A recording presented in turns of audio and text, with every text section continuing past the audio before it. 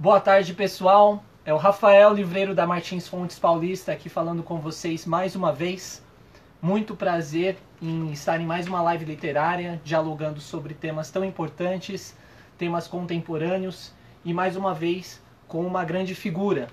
Hoje nós conversaremos com a Rosane Borges, uma grande intelectual, jornalista, professora e que tem publicações importantíssimas no mercado editorial brasileiro, especialmente livros do teor antirracista, né, pensando na luta social e nas construções dinâmicas do nosso país. A Rosane Borges, ela é uma pessoa muito querida, frequentadora da nossa livraria, e hoje a gente fica muito feliz de poder ter esse contato, esse diálogo tete a tete, digitalmente falando, porque a contribuição que a Rosane tem para o nosso cenário é importantíssimo. Tá? É importante dizer para vocês que a Livraria Martins Fontes Paulista, ela constrói esse espaço democrático, pensando em promover a cultura de uma maneira horizontal, ampla e diversa. Então, sejam muito bem-vindos, muito bem-vindas. Contribuam, participem com esse diálogo, mandando suas reflexões, suas perguntas, seus anseios e também curtam o post oficial do sorteio no feed da Martins Fontes Paulista para que você concorra ao sorteio. Então você curte lá a postagem no feed, segue o perfil da Martins Fontes Paulista, segue o perfil da Rosane Borges e aí você já vai estar concorrendo a um dos livros da Rosane. Tá? A Rosane ela tem trabalhos importantíssimos publicados, inclusive Sueli Carneiro, né, pela Retratos do Brasil Negro, uma coleção muito interessante, um livro importantíssimo e altamente vendável conosco, é uma referência bibliográfica importantíssima, e Esboços de um Tempo Presente, que é esse livro aqui de ensaios. A Rosane promove neste livro reflexões importantes sobre o cenário global, pensando diferentes temáticas, tendo como norte a comunicação. Então hoje, seguramente, a gente vai ter um excelente bate-papo e a gente já vai verificar se a Rosane já está disponível para começar essa conversa. Tenho certeza que vocês vão curtir bastante. Então nos acompanhem, mande suas perguntas, que a gente tirar todo o proveito possível, tá legal? Parece-me que a Rosane tá para entrar aqui, tá para começar esse diálogo conosco, a gente está verificando. Rosane, boa tarde. Boa tarde, Rafael. Que alegria, né, estar aqui com vocês. Eu vi você falando que eu sou frequentadora da Martins Fontes, e devo dizer, eu brinco com meus alunos, meus orientandos, que a Martins Fontes é meu escritório. Então, a gente, não só para mim, né? Ela se tornou aí um ponto de encontro para além da aquisição de livros, né? De professores, pensadores, passantes, né? Ali na Avenida Paulista. Então, eu brinco que é meu segundo escritório. Para mim é uma alegria muito grande, né? Tá sendo recebido por uma casa, né? A Martins Fontes é uma casa editorial importante, né? Para além de uma livraria, é uma casa editorial que vem fazendo aí a diferença para os leitores, para a leitura do Brasil. Muito legal, Rosane. Profunda gratidão à sua participação, à generosidade, mais uma vez, porque você nos recebe, né?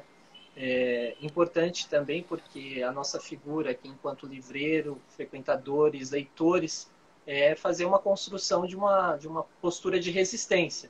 Né? Então, acho que hoje frequentar uma livraria e você consumir em uma livraria já é uma questão ideológica, né? É um posicionamento importante. E você, naturalmente, como sempre está aqui conosco, é uma dessas figuras importantes e nucleares nessa luta, né? Nessa caminhada. Então, é um prazer enorme e conversar contigo hoje vai ser bem gostoso. Grato mesmo, viu, Rosane?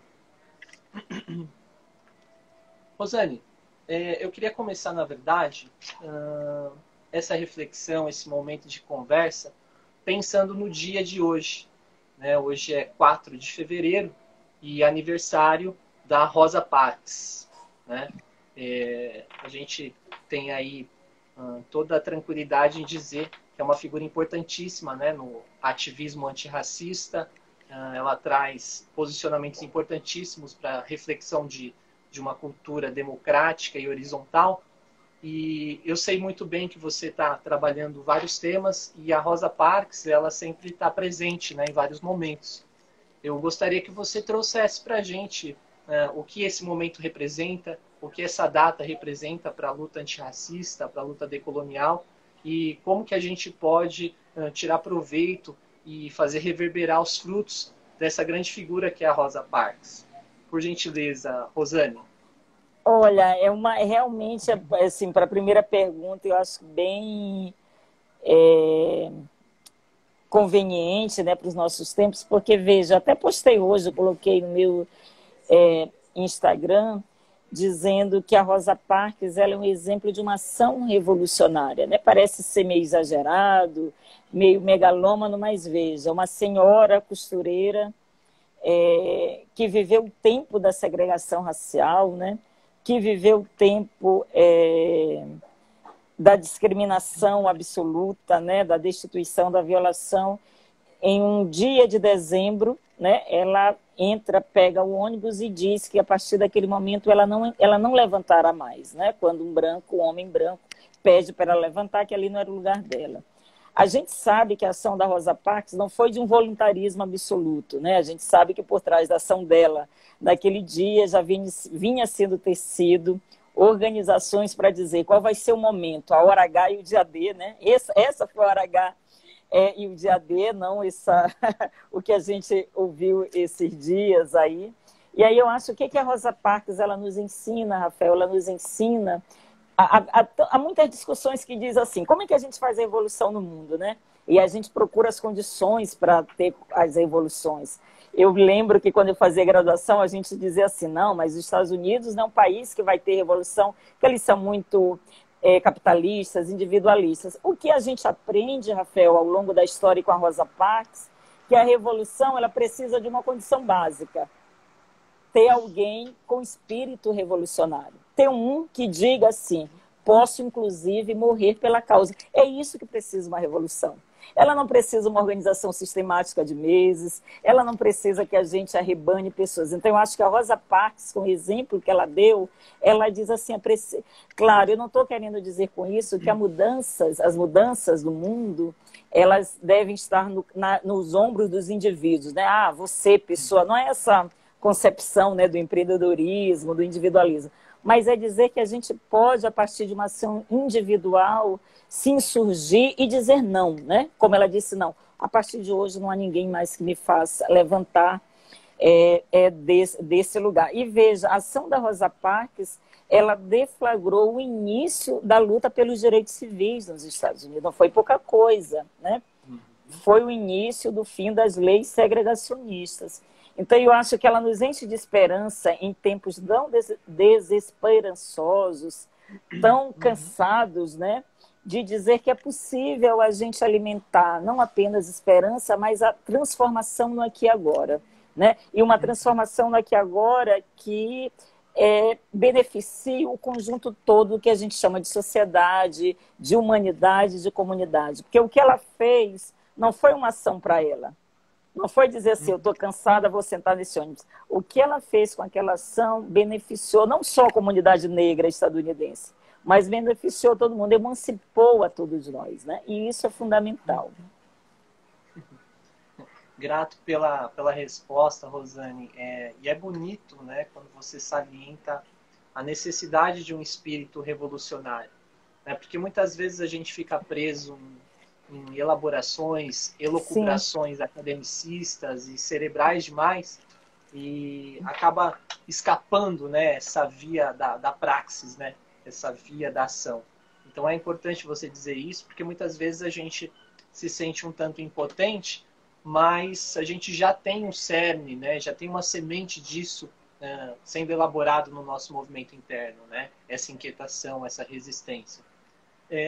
Aproveitando um pouco, como você falou, de um momento difícil, delicado, e da necessidade dessa ação, da importância dessa ação revolucionária, a gente está vivendo um momento extremamente delicado, né? Pensar no globo, mas pensando especificamente, né, nesse movimento fascista, né, enrijecido e totalmente sombrio que o Brasil vem vivendo nesse momento, e pensando um pouco nesses trabalhos que você já tem se debruçado, especialmente sobre a comunicação, Rosane, eu gostaria que você falasse um pouco, trouxesse um pouco o panorama e a conjuntura atual do nosso país com relação a essas narrativas, né?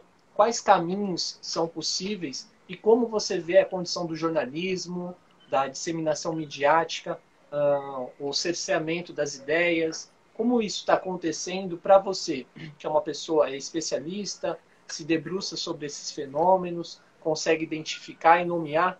Eu gostaria que você trouxesse para a gente um pouco esse panorama, né? Se possível, por gentileza, Rosane. É realmente um panorama sombrio, né? A gente costuma dizer que eu não gosto muito daquele discurso que o passado sempre era melhor, mas eu costumo dizer sim que cada momento carrega, né, a sua semente de emancipação e de miséria, né? Eu acho que a miséria do nosso tempo reside muito numa decadência da informação, né, da racionalidade, da troca, de uma ação comunicativa. O pensador Habermas, o filósofo, ele já sempre dizia, né, o que funda a sociedade moderna é uma ação comunicativa baseada numa racionalidade. O que é que a gente vê hoje? Que a nossa ação comunicativa, ela não é baseada em racionalidade, informação, em saber, em conhecimento. Ela é baseada em crenças. Só que o jornalismo, entre outras atividades da comunicação, ele surge para qualificar uma opinião pública, né, para constituir uma esfera pública qualificada a partir de informações. Mas veja, Rafael, o que a gente tem hoje é uma sociedade em que a crença importa mais do que tudo. A minha crença, ela tem que ser validada a partir de outro que compartilha da mesma crença que eu. Não é à toa que as teorias conspiratórias, elas prosperam muito nesse momento. Então, eu acho que eu diria que a gente vive hoje num ecossistema comunicativo. Nunca a gente teve tantas ferramentas, né, de comunicação, de expressão, mas, ao mesmo tempo, a gente tem um retorno aí eu até estava dando uma entrevista agora há pouco, e dizia que quando a internet surgiu, a gente apostou que na internet a informação seria a grande commodity, né? Mas o que a gente vem atestando? Que a internet, particularmente as redes sociais, a grande commodity não é a informação, são as opiniões e as crenças. E isso, de fato, colide com os princípios de uma sociedade que se quer republicana, democrática, que quer cultivar uma esfera pública qualificada. Então, eu acho que a análise que eu faria, pensando no cenário da comunicação e do jornalismo em particular, que realmente a gente pode falar de uma crise comunicativa, de uma decadência do sujeito, né? Se a gente tomar os parâmetros, né, da sociedade moderna, a gente está numa decadência do sujeito, a gente está num excesso de egos e de eus, ou seja, de opiniões e de crenças. E o que a gente está vendo que a crença, né? Eu tenho minhas crenças, né? Todo mundo tem suas crenças, mas elas não podem servir como moeda de troca para a gente pensar coisa pública, né? Para a gente pensar uma ação comunicativa que seja globalizante. Então, eu acho que, nesse sentido, a comunicação ela é sim ameaçada. A gente tem uma institucionalidade no Brasil que fermenta a crença, a mentira, a fake news, a teoria conspiratória, e isso é de um prejuízo sem tamanho, porque a informação tem a ver com saber, né? E isso diz muito também dos nossos processos educativos, né? Qual é o papel da educação, né? Porque as fake news prosperam em sociedades menos educadas. E eu não estou tomando a educação aqui como o culto, né?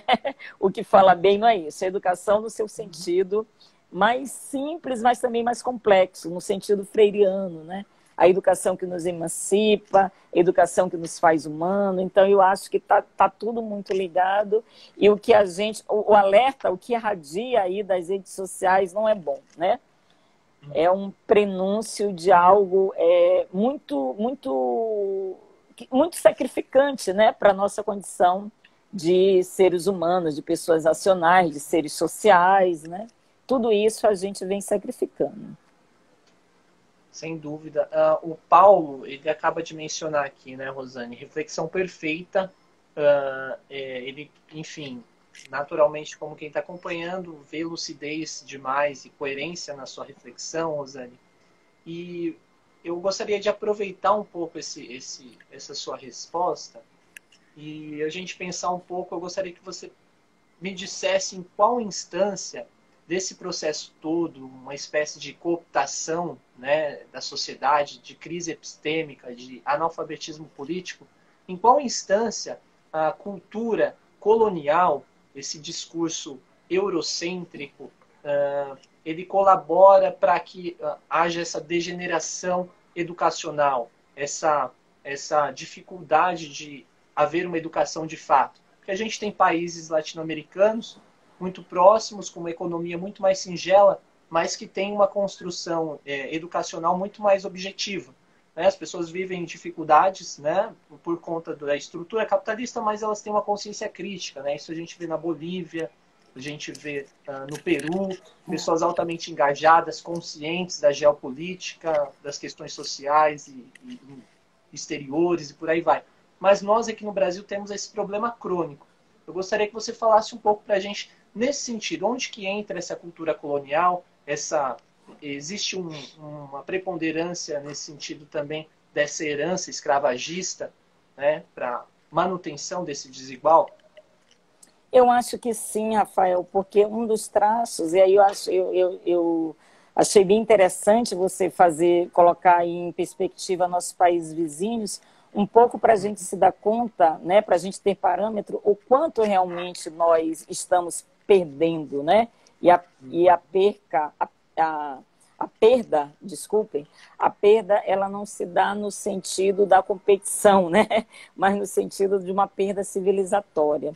Porque, veja, quando você diz em que instância essa educação colonialista, né, ou a anti-educação, né, colonizadora, né, escravagista, ela tem uma contribuição nisso. Eu diria que, em sua maior parte, porque nós vivemos sob o jugo da escravidão por mais de 300 anos, nós não tivemos grandes abalos nessa estrutura escravagista do mando, de uma elite predatória, tudo isso permaneceu. A escravidão, ela opera nas nossas vidas não como fantasma, mas ela opera como um ativo que acomoda e reacomoda as relações sociais e políticas. E a educação entra aí. A gente tem se a gente pegar o momento em que a educação se universalizou no Brasil, né, a despeito de todas as críticas, das deficiências. Mas vejamos, à medida que a educação se universaliza, ou seja, à medida que pobres e negros, né, e os terrivelmente outros vão tendo acesso à educação, ela decai em termos de qualidade. Porque quando a educação ela era de elite, até a década de 60, né, início da década de 70, vejamos, a nossa educação pública ela tinha qualidade. Né? As pessoas aprendiam francês, né, o antigo clássico, a formação era muito rígida. O primeiro argumento, a primeira justificativa para isso que é difícil manter uma educação de qualidade para um público numeroso, né? Como é o nosso país. Mas eu diria que não é só isso. A questão não é só porque nós somos um país com dimensão continental. A questão é que nós nunca pensamos o Brasil numa perspectiva efetivamente republicana, numa perspectiva cidadã. Né? Nós somos, eu falava esses dias, numa live, que nós somos deficientes cívicos, porque a gente nunca teve um projeto de país em que a cidadania ela realmente se realizou, nem para a elite, porque a elite, como já diria o Milton Santos, ela preferiu ter privilégios, ela nunca quis ser cidadã no nosso Brasil. E aí o Milton Santos diz, quem é privilegiado não é cidadão. Então, nem a nossa elite ela é cidadã. Então, ninguém é cidadão. Então, eu acho que nesse cenário de uma república inacabada, uma república que excluiu vários, né, da sua dinâmica institucional, ela carrega é meio que perpétuo isso. Agora, dizer perpétuo não quer dizer que não tem jeito, né? Não é um traço congênito. São as relações de poder. Então, eu acho que toda essa degradação, né, essa danação, essa miserabilidade, ela tem muito a ver com os pontos de partida de um projeto de país, que já nasce excludente, nasce elitista, nasce exclusivista, né? Nós temos uma cultura bacharelesca no país. As pessoas... o Lima Barreto, ele denunciava muito isso, né? Ele meio que ironizava o doutor, porque ele dizia assim... E os doutores eram ignorantes, ele dizia. Os doutores são ignorantes, né? no início do século XX. Mas essa cultura bacharelesca, ela servia o quê? Para o mando, né? Não é à toa que até hoje as pessoas mais simples, para se direcionarem para aquelas pessoas que elas acham que têm poder, chamam de doutor, né? Algumas pessoas chamam até de meu branco e minha branca, mesmo as pessoas não sendo. Então, eu acho que a gente tem aí nessa lógica das relações de mando uma perspectiva educacional que já incutiu na mente de cada um de nós que a educação, de fato, não é para todos. O que a gente pode ter diploma, que a gente pode ter. E aí, se a gente pegar como você falou, mesmo países mais pobres, né, do ponto de vista do PIB, como a Bolívia, eles têm uma outra concepção de educação. Então, de fato, não é só uma questão da dimensão continental. Eu acho que trata-se, sim, de um projeto político, e um projeto político que é todo, digamos, o líquido amniótico que nasce esse projeto político, é o líquido do colonialismo, da exclusão, da escravidão, né? Do desprezo aos que não têm, né? Da objetificação desses corpos, não é à toa que até hoje a gente tem trabalho semelhante ao trabalho escravo. Então, como diria o William Faulkner, né? Rafael, o passado que não passa. É esse que é o nosso país, né? De um passado que não passa. Eu até fiquei arrepiado aqui porque é algo assim que é muito sentido, né? A gente faz elaborações intelectivas, mas é muito sentido também, né? Para a gente ficar na dinâmica diária e vivendo isso e respirando tudo isso é muito delicado, né? A gente precisa ter uma força mental, psíquica bem alinhada para conseguir lidar, né? E pensando nesse aspecto, Rosane, teve N falas problemáticas demais, né? Do inominável, da inominável figura que governa o país atualmente, mas já havia um projeto declarado de cunho extremamente necropolítico, né? Ele dizia que era necessário dizimar um número X de pessoas para que as coisas pudessem caminhar, e entre outras falas hediondas, né? Mas, e aí, infelizmente, por uma conjuntura global, uma crise sanitária, né, uma crise humanitária, aconteceu a pandemia, né? Vem a Covid, e a gente ficou refém de tudo isso, e me parece que essas figuras, né, desse núcleo FAT, eles tiveram um grande instrumento para potencializar ainda mais os seus propósitos, né? Como a Tamires Gomes Sampaio falou conosco aqui, quando a gente conversou sobre o lançamento do Código Oculto, a gente falou muito sobre essas estruturas de poder, a importância das figuras, né, de pessoas negras nas figuras de poder e liderança para poder encaminhar os desdobramentos do país. Mas a gente entende também que nesse momento tão crítico existe um recorte social bem direcionado que está padecendo e muito com essa crise toda e com essa política hedionda, que é a população pobre, população negra, periférica, né, Rosane? Pelas condições que a própria estrutura social e econômica propõe, né? N pessoas em 2 cômodos, não dá para separar objetos pessoais, não dá para ter um momento de respiro. E eu me lembro da Lilia falando, da Lilia Schwartz, ela mencionando que ela acredita sim numa transformação meio que em varejo, mas pensar em atacado ela não vê uma transformação, porque a sociedade é muito desigual e momento para repensar a vida, valores, uma pessoa não privilegiada não consegue, né? A crise ela vem ainda para deixar ainda mais difícil essa luta, né? Eu gostaria que você falasse um pouco para a gente, Rosane, como você viu até então esse momento do Brasil diante da sua população, da população mais vulnerável, e como essa população vem encontrando caminhos para tentar resistir e literalmente sobreviver. Como você está vendo essa política, né, de morte, esses discursos problemáticos, extremamente hediondos? Você, enquanto intelectual, uma pensadora importante, né, contemporânea na luta antirracista, na luta social, como que você vê esse momento do país e possíveis prospecções de caminhos para a gente? Rosane, por favor. Olha, eu poderia, sendo bom e sendo que a gente não está saindo bem na foto, né? Aí eu vou brincar até com aquele meme que diz assim, mas Marx não diz assim, né? Fulano de tal, Nietzsche não fala assim. Então eu não vou falar assim, não estamos saindo bem na foto, no sentido... Rafael, eu acho que você toca num ponto que é o ponto, né? Sobre a nossa institucionalidade, que ela adota a política da inimizade, que é a política do Carl Schmitt, né? De um dos teóricos formuladores do nazismo. O Carl Schmitt, ele pensava a política em termos de amizade e de inimizade. E a política de inimizade, ela, se você toma o outro como inimigo, você diz mesmo que tem que metralhar aquela gente, né? Aquele grupo partidário. E isso se tornou, infelizmente, a política de inimizade, ela transbordou da esfera restrita da política e ela alcançou o nosso tecido social.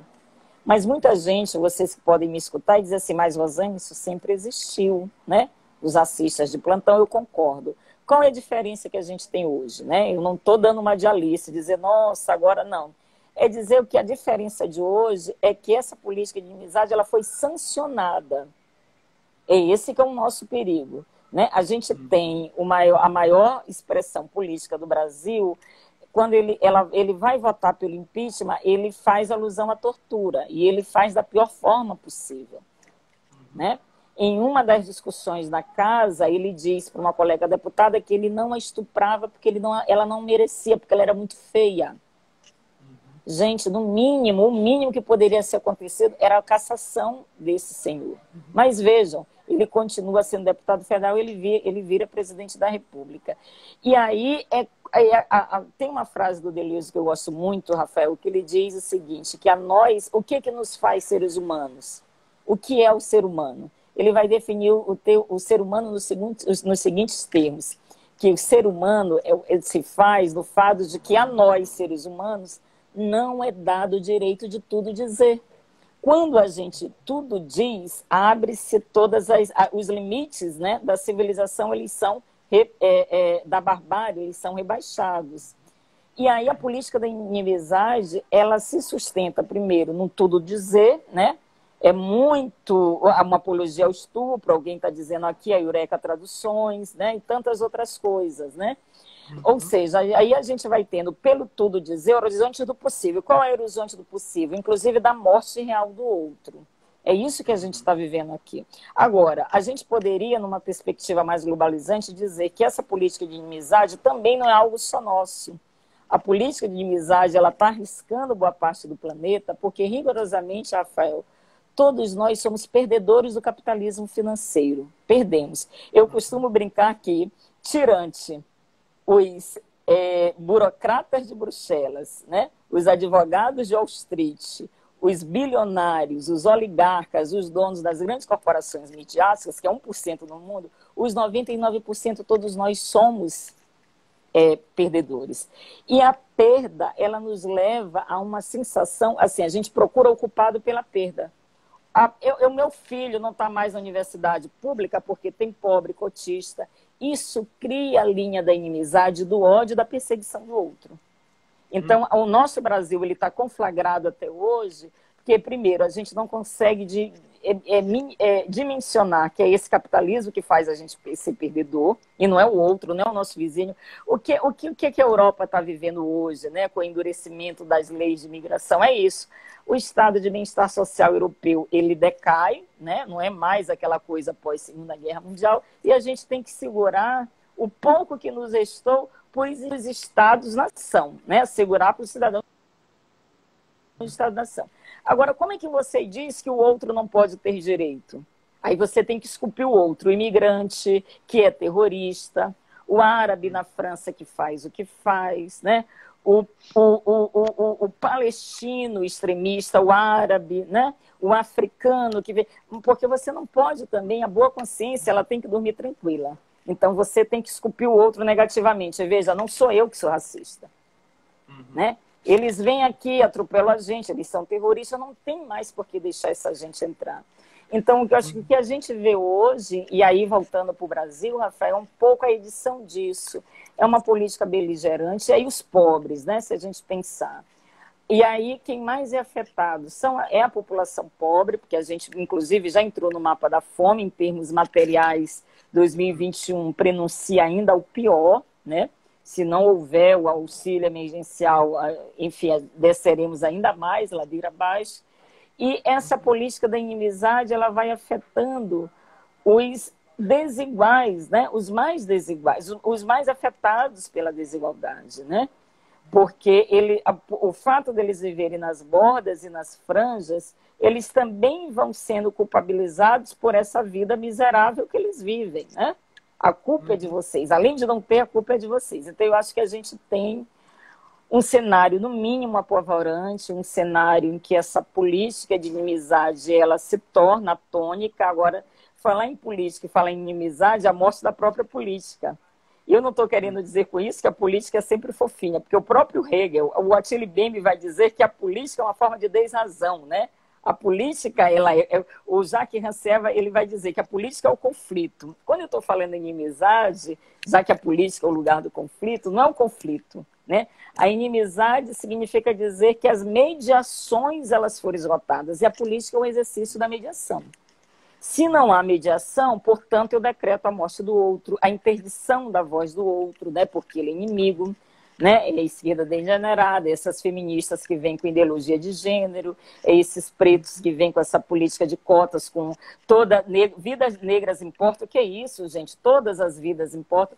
Então, você vai tendo aí uma reação discursiva que revela muito o que é essa política de amizade. A gente vem cada vez mais, Rafael, queimando as pontes da mediação discursiva, que é o que faz o jogo político, né? Do conflito, da discordância, mas há que haver mediação. E essa mediação, por hora, ela está suspensa, né?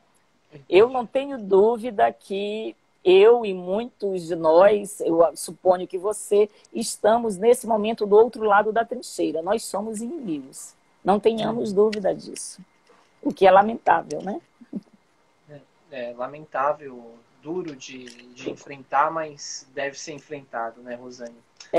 Rosane, a gente está aqui no meio da conversa e aproveitar para falar para você que está acompanhando aí o diálogo, super elucidativo, muito construtivo, uma colaboração incrível da Rosane aqui para trazer instrumentos de reflexão e um caminhar mais equilibrado, né, em momentos tão obscuros. Curtam aí então vocês a postagem no feed da Martins Fontes Paulista, sigam o nosso perfil, sigam o perfil da Rosane para você concorrer a um dos livros da Rosane, tá? A gente vai fazer esse super sorteio e aí vale a pena. Vamos lá, gente. Conosco, tá? Rosane, a gente está falando de algo delicado, difícil e que não nos traz orgulho algum, né? Do que acontece e do que existe, né, nesse sentido. Por outro lado, nós temos referenciais incríveis, né, assim como você, que está aqui conosco hoje, Ney Lopes dialogou conosco, Jefferson Tenório, Itamar Júnior e tantas outras figuras, né, o Adilson. Eu gostaria que você trouxesse agora uma outra via, né, uma vereda de sublimação e de consciência crítica. Ou seja, eu estou falando dessa figura, da Sueli Carneiro. Você tem um trabalho muito bonito, muito cuidadoso, né?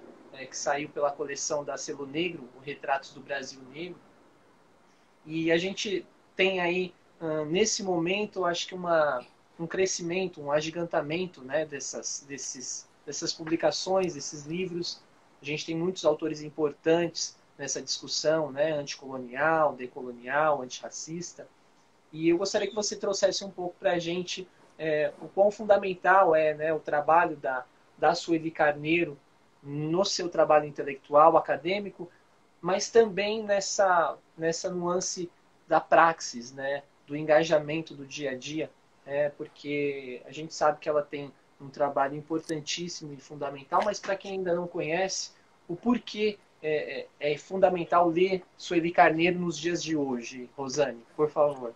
Eu digo que eu sou suspeita, mas eu diria que a Sueli Carneiro é uma das grandes intelectuais, pensadoras, embora ela mesma não se diga assim, ela diz que ela é uma ativista que pensa, né? Ela não gosta muito de ficar nesse lugar. Ela mesma diz assim, ó, fui fazer doutorado por motivos estratégicos, mas a academia não é o lugar que eu escolhi, nem escolheria como meu habitat de atuação, e não foi mesmo, né? A Sueli fez uma formação na filosofia da USP na década de 70, portanto, num momento muito especial, né?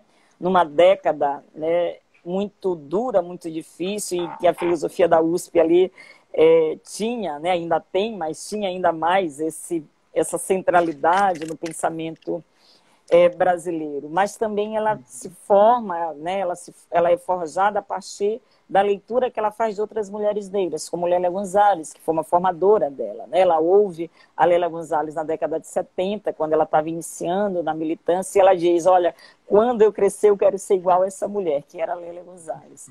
E aí eu diria que, por que ela é importante para nós, né? Não só para nós, mulheres negras, militância negra, movimento negro, mas para o Brasil. Porque há várias definições de intelectual, né? Desde o Norberto Bobbio, né? De pessoas negras que dizem que o intelectual é aquele que diz, que intervém no espaço público com o seu pensamento, e esse pensamento ele tem uma utilidade, né? Que não é utilidade instrumental e prática, mas uma utilidade que incide, que modifica, né? Toda a sociedade. E eu acho que o pensamento dela é esse, né? Ela incide com o seu pensamento, mas não é só o pensamento, é uma praxis, portanto, teoria e prática. Pela leitura de Sueli, a gente consegue ter acesso ao Brasil profundo, ao Brasil desigual, ao Brasil racista, patriarcal, né, transfóbico. E, ao olhar esse país, a gente se enche assim, de forças para tentar construir um outro mundo, né? Eu acho que ela é uma... Eu fiz um artigo, ela fez 70 anos no ano passado, que saiu no El País, dizendo que ela é uma espécie de farol, né? Ela é filha de Ogum e ela carrega, ela tem muito orgulho, né, de ser filha de Ogum, seja um senhor guerreiro da luta, que empreende, né, que está na frente de muitas lutas. E a Sueli foi isso, e ela é isso, né, na vida. Agora, qual é a infelicidade? Eu não diria infelicidade, né, mas a tristeza de mulheres como ela não serem lidas pela sociedade, né? Não ter o mesmo reconhecimento de outras figuras, de pessoas brancas. E eu acho que a gente perde muito ao não ler Sueli Carneiro, porque é essa mulher que está...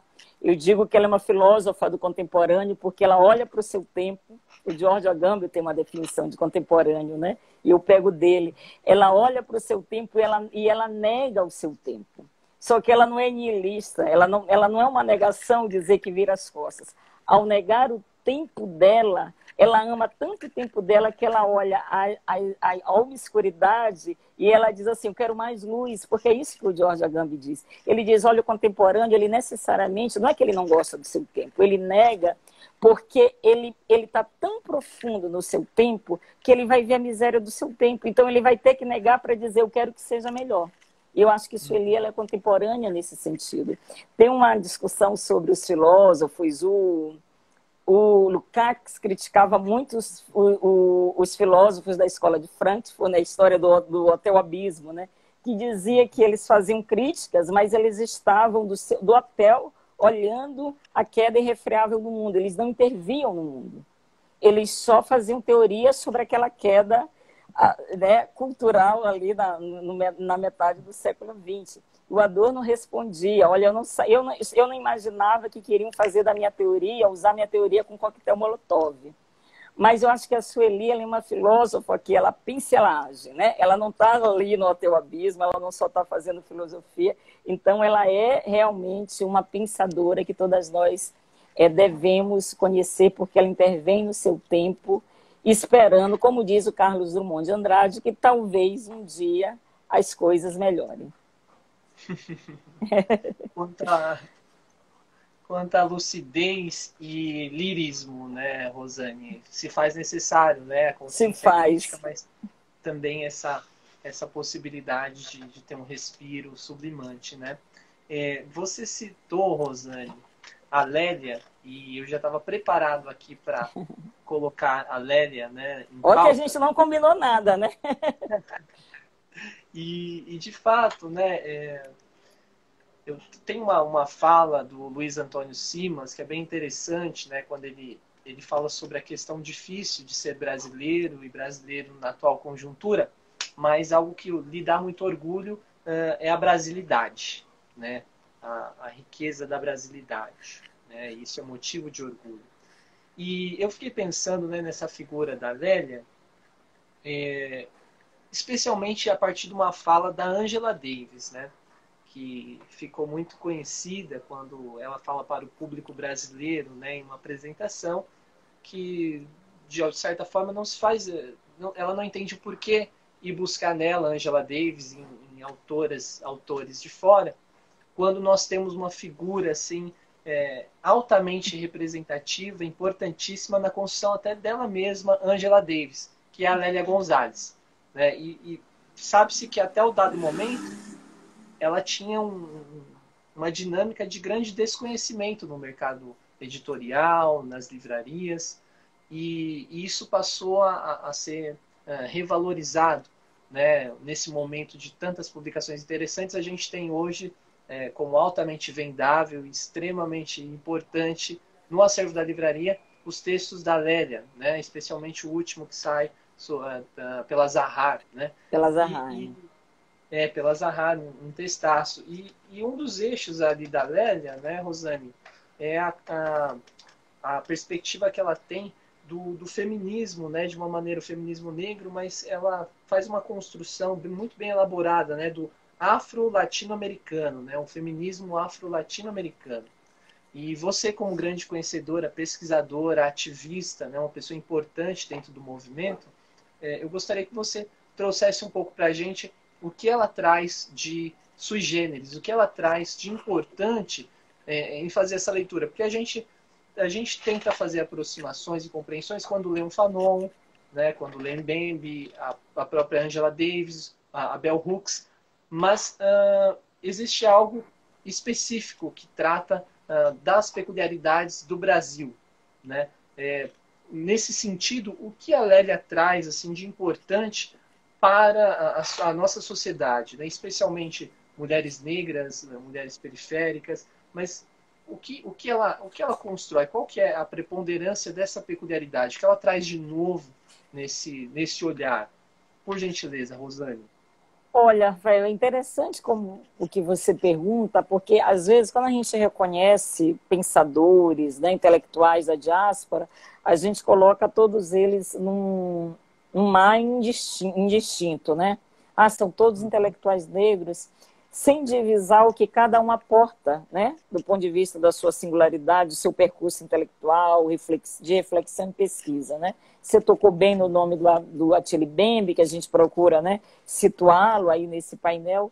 E a Lélia, eu gostei muito da sua pergunta, porque é preciso, sim, que a gente reconheça ela como uma mulher negra que escreveu intelectual, mas, assim, qualificar o que é a escrita da Lélia. Qual é a singularidade dela? Além dela ser a fundadora do que a gente chama de feminismo negro brasileiro, né? A Lélia, quando ela pensa o feminismo negro brasileiro, ela já estava atuando no MNU, foi uma das fundadoras do MNU, ela vai pensar uma configuração latino-americana, a mefricanidade é um termo dela. Ela vai dizer, tá bom, nós partilhamos de uma experiência comum, que é o pior crime da humanidade, da escravidão, mas é preciso que essa experiência comum da diáspora negra, ela seja avaliada de acordo com o contexto cultural. E ela vai pensar o contexto do hemisfério sul, né? O contexto da América do Sul, da América Latina, do Brasil. Então, eu acho que pensar é curioso isso, porque, normalmente, um dos espelhos invariáveis para a gente pensar relações raciais no Brasil são os Estados Unidos, né? Você tem muitas pesquisas comparativas, Brasil, Estados Unidos e África do Sul, né? Os três, né? Os dois que tiveram leis segregacionistas, o Brasil que não teve, enfim. A gente ficou muito nessa tríade. E a Lélia vai dizer, é preciso que a gente pense esse racismo afro-latino, né? né? Porque há uma discussão do ponto de vista econômico, o que é a nossa dependência econômica enquanto América Latina, América do Sul, né? Muitas pesquisas no ponto de vista econômico, mas poucos do ponto de vista racial. E eu acho que a grande contribuição da Lélia é isso, é aportar para a gente uma perspectiva americana, mas pensando muito também o hemisfério sul, pensando como é que a escravidão se deu aqui, né? A própria Sueli Carneiro vai no encalço da Lélia nessa perspectiva, né? Pensar o que foi esse crime contra as mulheres negras, né? Na linha abaixo do Equador. E eu acho que, entre tantas contribuições que ela deu, né? Se a gente pode pensar assim, em termos de singularidades, né? A grande é essa, né? Nos legar um compartilhamento de saber e de experiências que se conectam, né? Dentro desse afro-latino, né? Desse ser negro afro latino. Isso é fundamental. E sem falar que a Lélia também é uma mulher que manejava várias ferramentas teóricas, né? A psicanálise, sociologia, antropologia, então ela era muito versada, né? Ela não se fixava em território disciplinar, né? Isso também era um traço muito importante dela. E para a época dela, manejar com psicanálise uma mulher negra ativista era, para dizer no mínimo, estranho, né?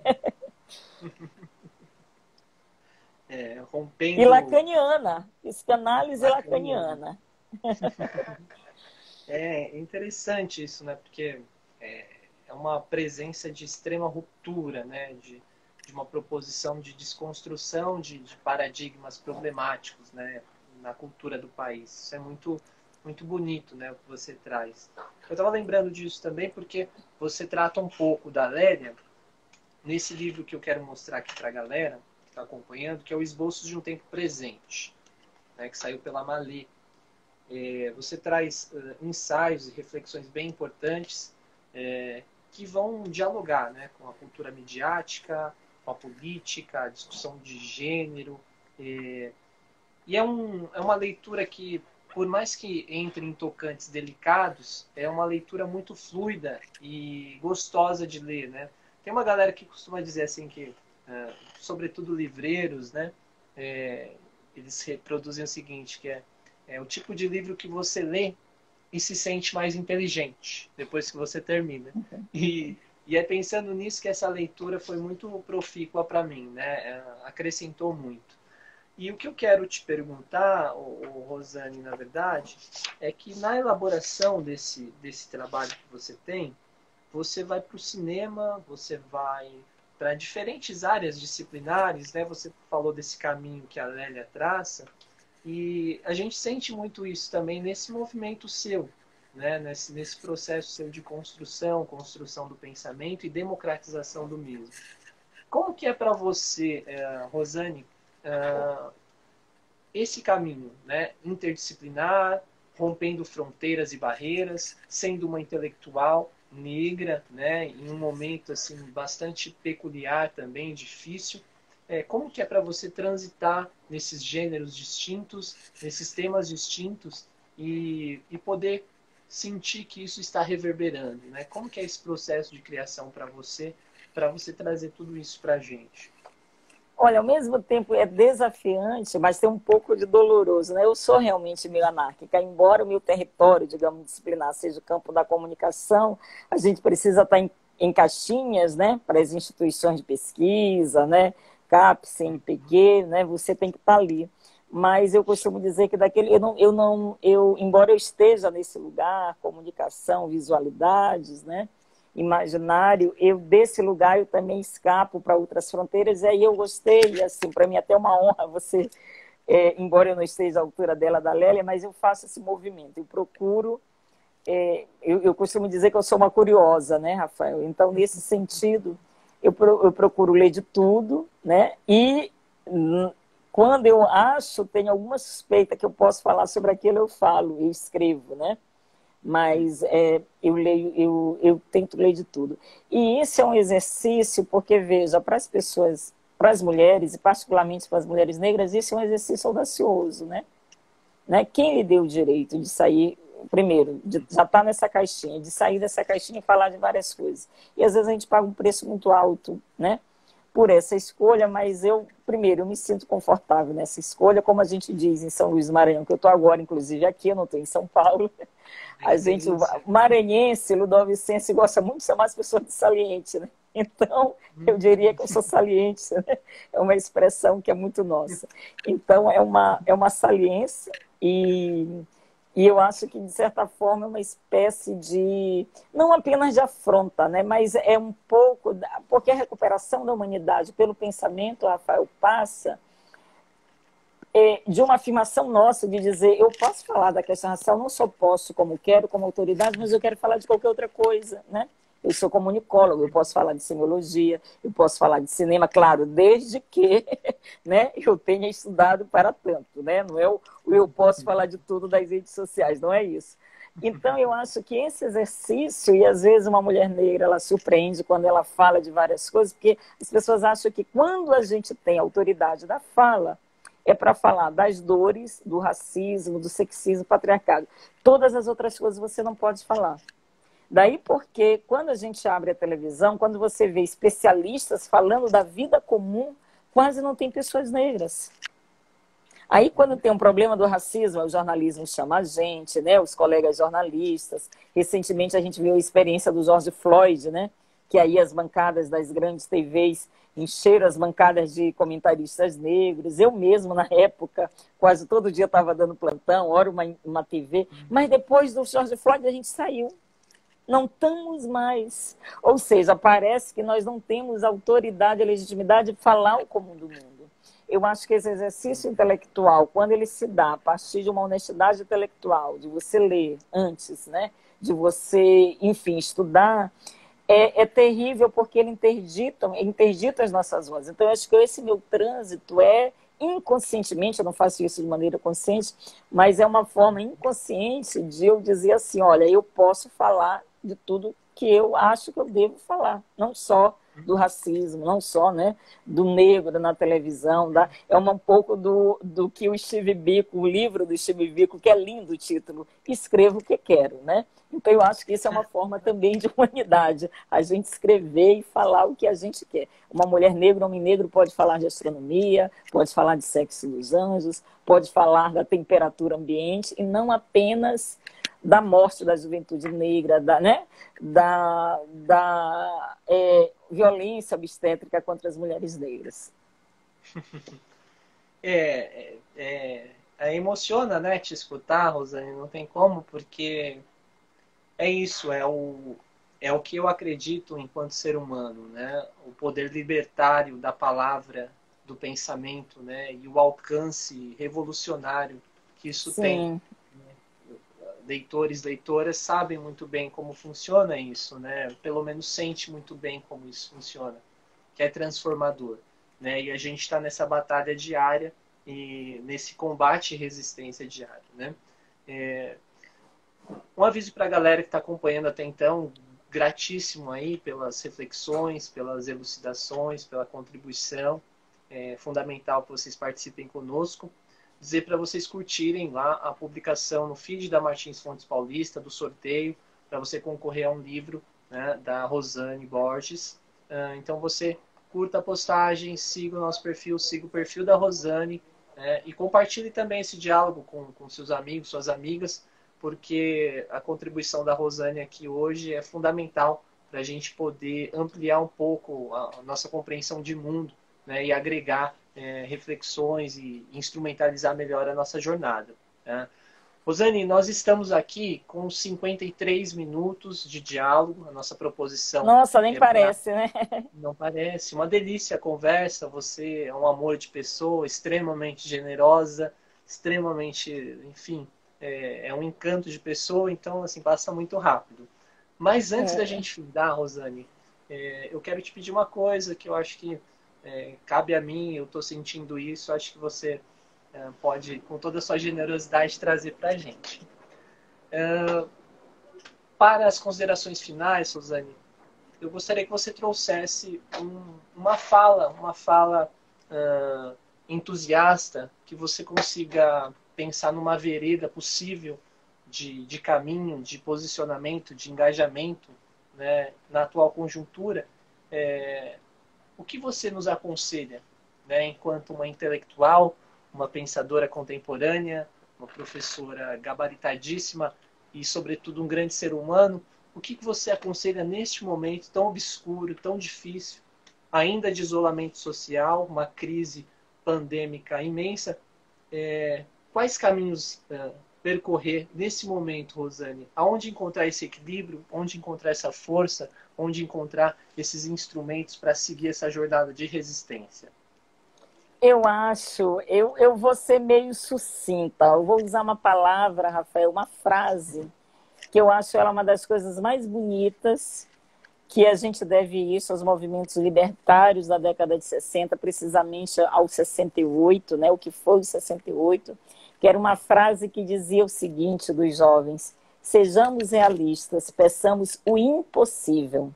Eu acho que a gente, como você bem falou, a gente chegou no estado, né, uma queda, eu também venho dizendo isso, né, um obscurantismo. Então, eu acho que não é mais o possível. A gente tem que pedir.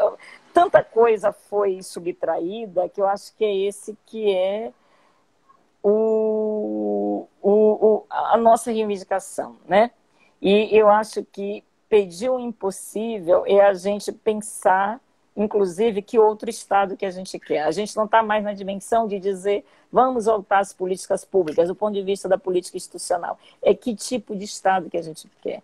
Quais são os valores comunitários, que tipo de comum que a gente quer cultivar, né? Eu acho que muita gente diz que a pandemia, né, o século II, né, a decadência do Império Romano, a peste negra, que foi a decadência ou o início de uma nova era, que foi o Renascimento, né, que surgiu, né, com a chamada peste negra, as guerras mundiais, né, a febre amarela que anunciou ali, de fato, o início do século XX. Eu acho que a gente está... É tanta danação que eu acredito, inclusive, que a Covid, como todas as outras pestes e pandemias, ela pode ser a senha de um alvorecer. Agora, enquanto o alvorecer não venha, como diz o Gramsci, a gente vive na crise. O que é a crise? É quando o velho ainda está e o novo quer aparecer. A gente está nesse interregno. É o velho, né? Essa desgraça toda aí, né? Cercando a gente, a morte, inclusive, mas enquanto isso, o novo querendo surgir e não tendo possibilidade. Eu acho que pedir o impossível é a gente abrir o caminho para o novo. É preciso que a gente abra o caminho para o novo e decrete o fim realmente deste velho, da morte, né? Da exclusão, da violação, da pobreza, do fascismo. Rosane, grato pelas palavras, né? Mais uma vez, eu acho que é de extrema importância, porque quem está aqui interagindo, compartilhando dessa experiência vivencial conosco, eu tenho certeza que se sentiu acalentado nesse momento com as suas palavras, e isso é muito importante. Rosane, não tenho palavras para agradecer mais uma vez a sua gentileza, a sua amorosidade, toda a sua disponibilidade de tempo com sua agenda. Você abriu um espaço para Martins Fontes Paulista, que também hoje é o seu escritório, né, como você mencionou. E é um prazer enorme que você esteja aqui sempre conosco, porque você abrilhanta esse espaço e você traz muito enriquecimento com a sua presença, com seus textos, com seus pensamentos. Então, é dessa maneira que nós gostaríamos de findar esse diálogo. É um prazer enorme poder compartilhar dessa aula, poder escutar a sua fala e tirar proveito de toda essa lucidez gigantesca que você construiu na sua jornada. Grato demais, Rosane. Grato mesmo, viu?